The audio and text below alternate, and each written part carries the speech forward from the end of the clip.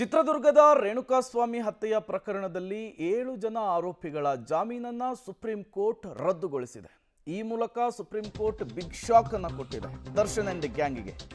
ಉಳಿದ ಮತ್ತಿಬ್ಬರು ಆರೋಪಿಗಳನ್ನ ಪೊಲೀಸರು ಬಂಧಿಸಿದ್ದಾರೆ ಅನ್ನೋದು ಗೊತ್ತಾಗ್ತಾ ಇದೆ.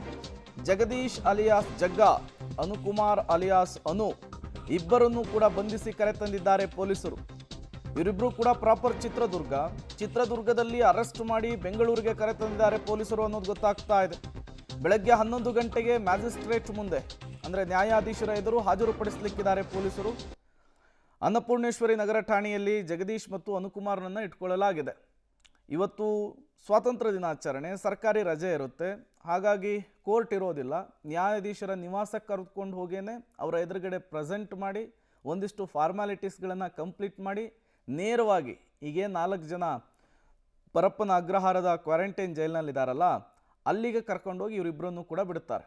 ಅಲ್ಲಿಗೆ ಬಂಧಿತರ ಸಂಖ್ಯೆ 7 ಆಗುವಂತಹದ್ದು. ಈ 7 ಜನರಿಗೂ ಕೂಡ ಒಟ್ಟಿಗೆ ಬೇಲ್ ಸಿಕ್ಕಿತ್ತು. ಈ 7 ಜನರಿಗೂ ಕೂಡ ಈಗ ಒಟ್ಟಿಗೆ ಬೇಲ್ ಕ್ಯಾನ್ಸಲ್ ಆಗಿದೆ.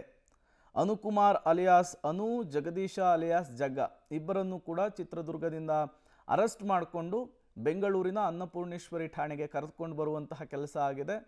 ಇವತ್ತು ಬೆಳಗ್ಗೆ 11 ಗಂಟೆ 12 ಗಂಟೆ ಅಷ್ಟೊತ್ತಿಗೆ ಇವರನ್ನು ನ್ಯಾಯಾಧೀಶರ ಎದುರು ಪ್ರೆಸೆಂಟ್ ಮಾಡಿ ನೇರವಾಗಿ ಪರಪ್ಪನ ಅಗ್ರಹಾರದ ಜೈಲನ್ನು ಕಾಣಿಸುವಂತಹ ಕೆಲಸವನ್ನು ಪೊಲೀಸರು ಮಾಡ್ತಾರೆ.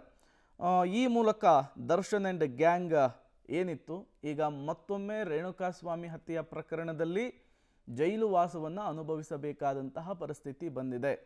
ಈ ಹಿಂದೆ ಹೈಕೋರ್ಟ್ ಈ 7 ಜನರಿಗೂ ಕೂಡ ಏಕಕಾಲದಲ್ಲಿಯೇ ಜಾಮೀನನ್ನು ಮಂಜೂರು ಮಾಡಿತ್ತು, ಬೇಲನ್ನು ಮಂಜೂರು ಮಾಡಿತ್ತು. ಈಗ 7 ಜನರಿಗೂ ಕೂಡ ಬೇಲ್ ಕ್ಯಾನ್ಸಲ್ ಆಗಿರೋದ್ರಿಂದ 7 ಜನರು ಕೂಡ ಈಗ ಜೈಲು ವಾಸವನ್ನು ಅನುಭವಿಸಬೇಕಾದಂತಹ ಪರಿಸ್ಥಿತಿ.